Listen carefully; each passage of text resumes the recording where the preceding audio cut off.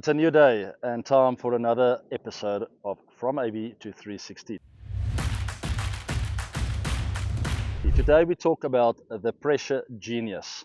How do you become a genius of handling the pressure?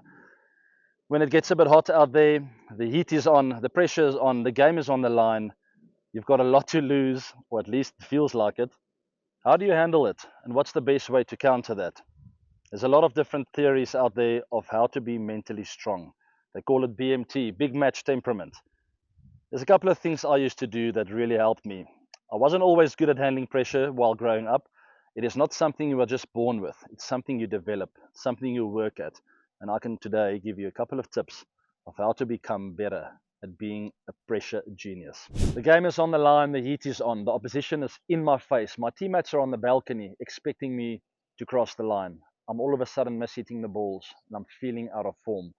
The crowd cheering me on, expecting me to cross the line, my family, my friends. It feels my whole life is on the line. That's what it used to feel like, even at the back end of my career, at the top of my game. I felt like I was suffocating sometimes. So, my point is, it is normal to feel the pressure. But how do you find a way to embrace the pressure? I worked on 3 points over my career, probably nailed it at the age of 28 and onwards. And that's what really helped me cross the line more often than not.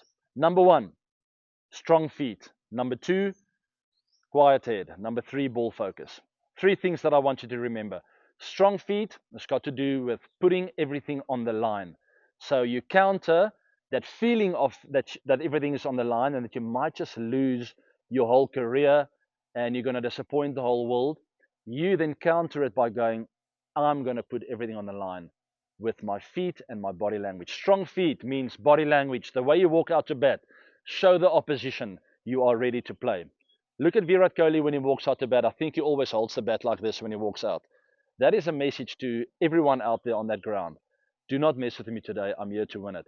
And you almost want to get yourself in a position where you deserve a send-off if you do get out. That's always what I felt like against Australia. I hope it makes sense. I would make eye contact with the opposition, Mitchell Johnson, Mitchell Stark, Pat Cummins, you name it, David Warner chirping me in my ear. I would turn around, I would look straight into his eyes, and even though I was shaking on the inside, that to me was like, okay, I've just done it. I've put everything on the line. If I get out now, I will get the biggest send-off of my life. And in the subconscious, because you've showed that you are brave, there's a lot of courage involved with that.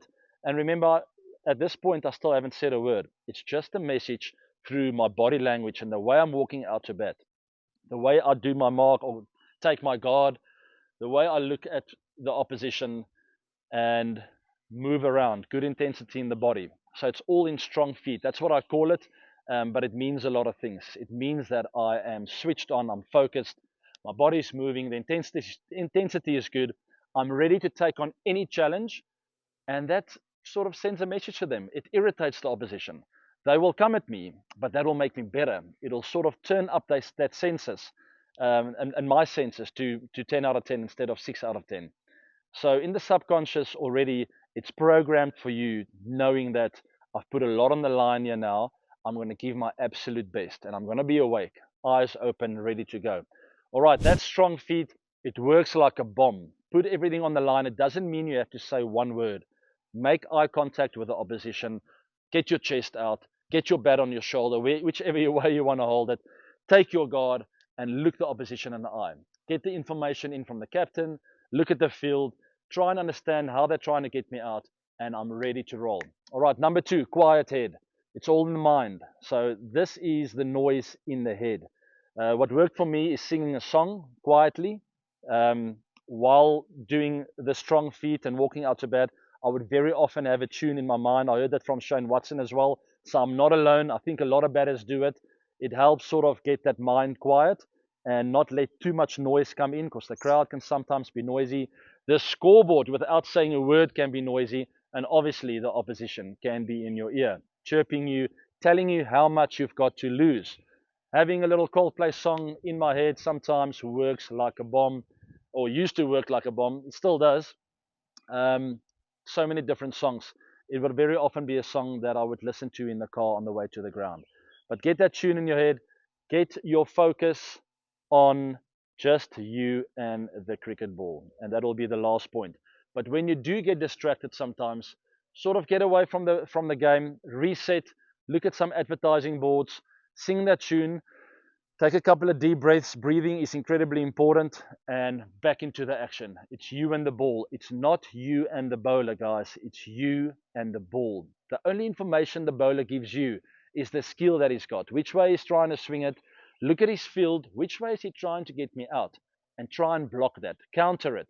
If it is LBW, make sure you do things to counter the LBW. Come out of your crease perhaps if you feel like he might nibble it back into your stumps and get you out to LBW. You might have to get onto off stump to try and get those pads outside the line, but remember, your head still needs to be upright, eyes parallel to the ground. If he's trying to nick you off with a lot of slips, and that is the game plan, find ways to counter that. So remember, the bowler might have a skill set, but at the end of the day, the minute he releases the ball, it's just you and the ball, and that's what it comes down to. Get all the information. What is the bowler trying to do? What is his biggest threat to you, and how is he trying to get you out? And with that, all that information, now it's just you and the ball. You're just waiting for that ball to be released, and it's you and the ball. That is quiet head. Last but not least, ball focus. There's nothing worse in cricket when you walk off after being dismissed and thinking, I don't think I saw the ball. I can't remember seeing the ball while batting there. And I felt that at the top of my powers, in the peak of my career, in the IPL, walking off after being dismissed and going, there was so much noise in my head. I was thinking of so many things. I was looking at the scoreboard, and ultimately, I did the worst thing any cricket player in the world can do. I forgot to watch the cricket ball. So guys, never forget to watch the ball. This episode of Pressure Genius: strong feet, quiet head, ball focus. Remember those 3 points, work on it, find your authentic way of doing it your way, not my way, and I promise you, you will become one of those guys who handle the pressure better than anyone else. All the best, guys.